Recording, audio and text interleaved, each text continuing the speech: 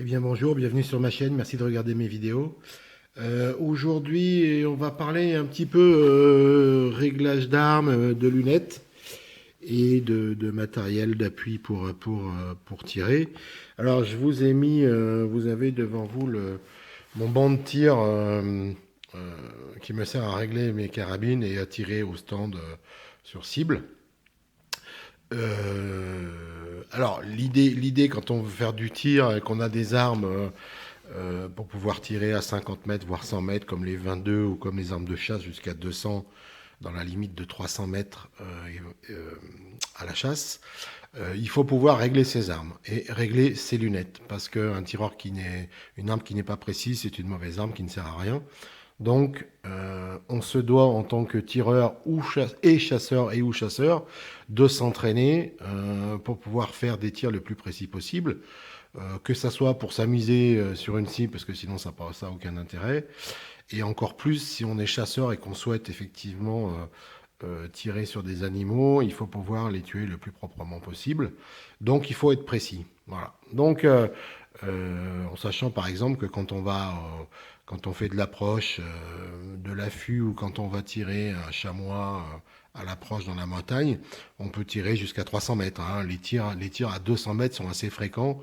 Au-delà de 250 mètres, il faut être un bon tireur, mais il n'y a pas de raison et ça se fait, ça se réalise tout à fait. Voilà. Donc, ce qui paraît essentiel, ici vous avez ma CZ 452 Custom Silence, avec lequel j'ai tiré ce week-end. Euh, et donc j'ai mis dessous mon banc en fait, c'est surtout ça que je voulais vous montrer, parce que c'est ce qui permet de pouvoir réaliser un réglage optimum de l'arme. Alors je vais vous montrer la référence. Voilà, c'est un MCM. Je l'ai trouvé rapidement après quelques recherches sur internet. C'est un matériel qui vaut dans les 70 euros à peu près. Je l'ai trouvé à 68 euros. Alors, il a deux soutiens, bien entendu, un à l'avant du canon, un à l'arrière. La partie avant, bien entendu, se règle en hauteur pour pouvoir s'adapter à la cible.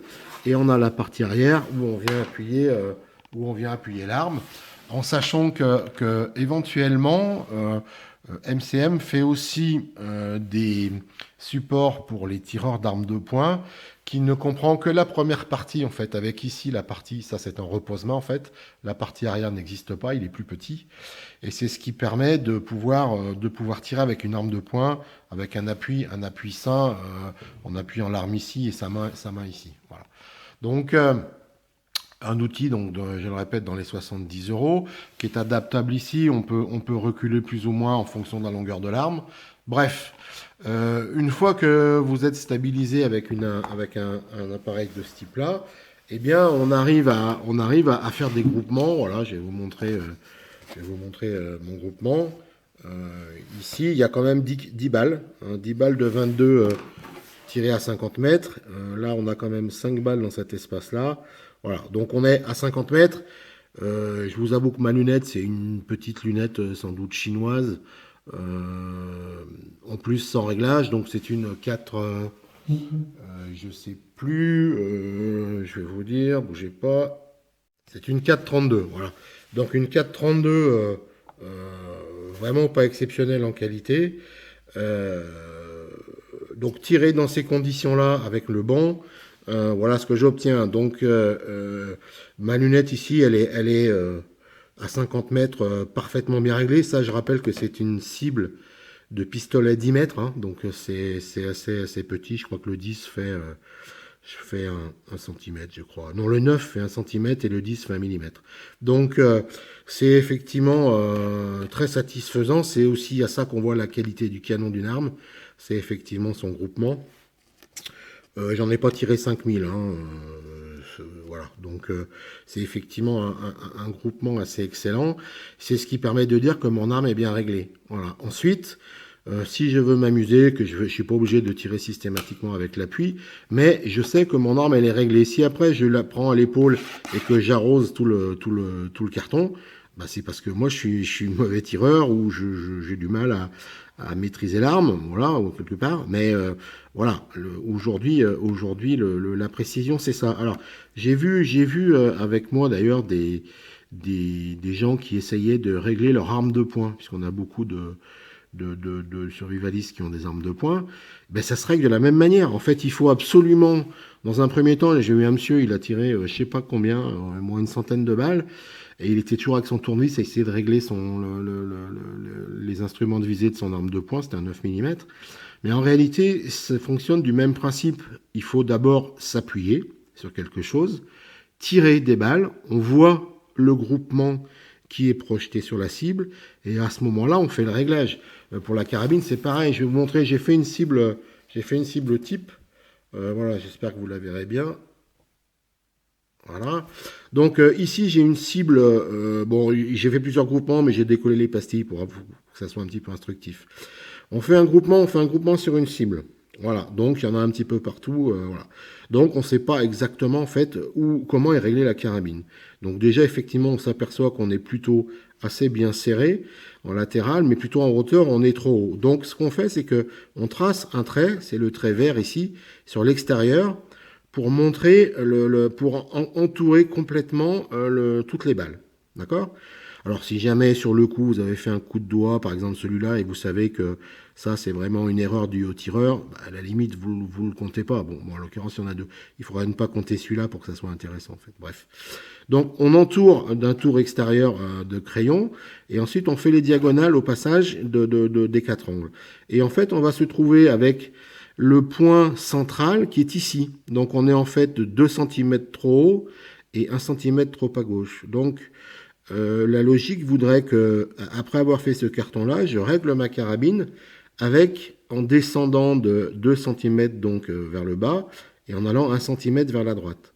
C'est comme ça qu'on règle une arme, et il n'y a pas d'autres possibilités.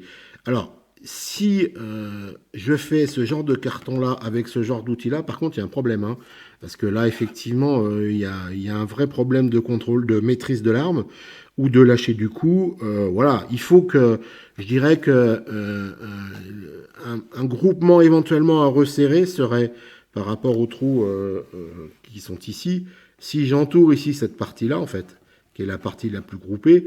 Imaginons que ces trois-là sont des erreurs de tir liées au tireur et au lâcher du coup. Si je prends que ce groupement-là, qui est le plus intéressant, je m'aperçois que je suis toujours... Là, je suis centré, puisque j'ai 1, 2, 3 coups de ce côté-là, 3 coups à gauche, 3 coups à droite.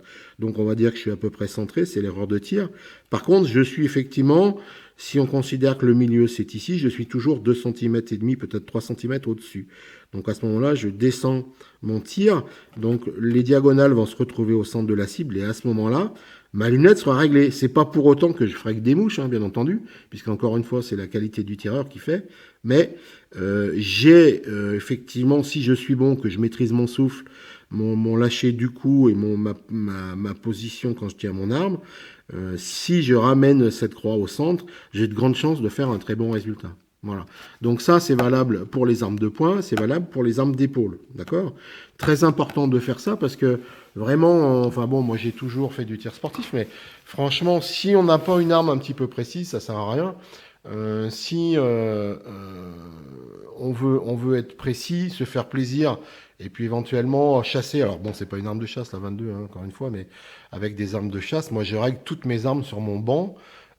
Une fois que j'ai fait ce réglage-là, à chaque fois avec les munitions, on change pas de munitions sans arrêt avec toujours les mêmes munitions, bien entendu, les mêmes caractéristiques. Il n'y a pas de risque d'erreur et j'ai confiance en mon arme, j'ai confiance en mon tir. Si je loupe, c'est bon, c'est ma faute, mais ma lunette est bien réglée, mon arme est précise, mes munitions sont toutes les mêmes et ma lunette est adaptée au type de munitions que je tire. Et en principe, ce genre de tir-là me permet de sélectionner les balles qui sont extrêmement bien portées par mon arme, entre autres par exemple celle-ci. Là, en l'occurrence, ce sont des subsoniques en 22 Winchester. Voilà, par exemple. Donc celle-là, c'est certainement des munitions que je vais conserver. Voilà. Là, bizarrement, il y avait des cartouches qui ont été tirées. Alors, il y a plusieurs tirs en réalité sur ce carton, mais les écarts sont plus mauvais.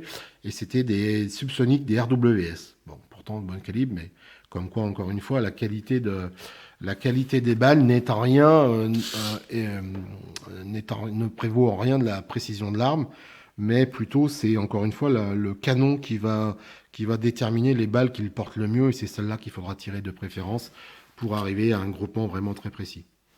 Voilà les amis, donc je vous conseille moi fortement, si vous avez une ou plusieurs armes, d'acquérir ce genre de matériel. C'est pas excessif en coût, hein. C'est beaucoup moins cher que des bancs de tir en métal où vous avez des choses à plus de 250-300 euros. C'est très léger, c'est facile à porter. On peut régler toutes les armes d'épaule avec. Et on peut même régler avec celle-ci, si j'enlève la partie arrière, je peux même régler mes armes de poing. Si j'avais des armes de poing, voilà, ça serait tout à fait efficace. Voilà. Je vous mettrai le nom exact de ce matériel-là. Vous avez vu la photo tout à l'heure, mais je vous mettrai le nom exact dans la petite fenêtre de description ci-dessous. Voilà les amis, et bien écoutez, comme d'habitude, restez aware et à bientôt. J'oubliais un petit complément sur les lunettes. Souvent sur les lunettes de tir, ce sont des lunettes, chinoises ou américaines, enfin bref. Et le réglage des clics, en fait, hein, se fait la partie... Bon, je vais pas arriver à le régler, bon, tant pis. Avec des clics, en fait. Hein, donc ça veut dire effectivement que le j'essaye de vous faire la mise au point, mais j'y arrive pas. Ouais, bref. Donc en fait, en l'occurrence, sur les lunettes européennes, un clic vaut 1 cm à 100 mètres. Donc, selon bien entendu dans quel sens vous tournez, mais c'est toujours indiqué. Euh, Quand vous faites un clic dans le bon sens, ça vous décale votre impact à 100 mètres d'un mètre. Voilà. Alors, sur les lunettes, les petites lunettes pas trop chères de ces kits de 22 souvent, on n'a pas un clic pour 1 cm, mais on a un clic à 100 yards. Un clic à 100 yards vaut un quart de pouce. Donc je le répète, c'est souvent marqué. Alors c'est con, j'aurais voulu vous le montrer. Est-ce qu'on va y arriver là comme ça?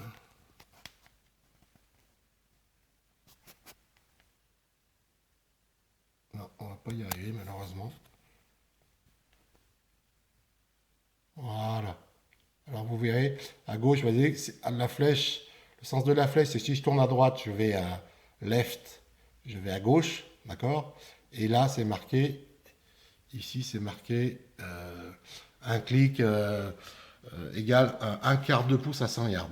Donc en fait, 100 yards, c'est un petit peu chiant ces histoires parce que c'est en fait 100 yards, c'est pas 100 mètres, c'est 90 mètres. Un quart de pouce, un pouce, c'est 2,56. Bref, pour faire simple, les petits calculs que j'ai faits, pour déplacer votre impact d'1 centimètre à 50 mètres avec une 22, il faut faire 3 clics.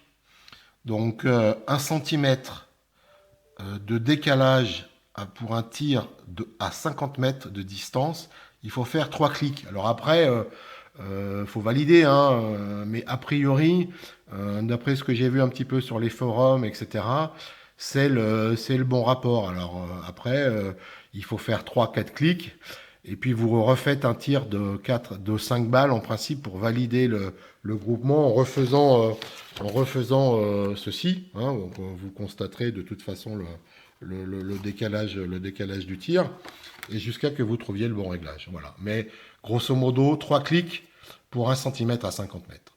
Voilà.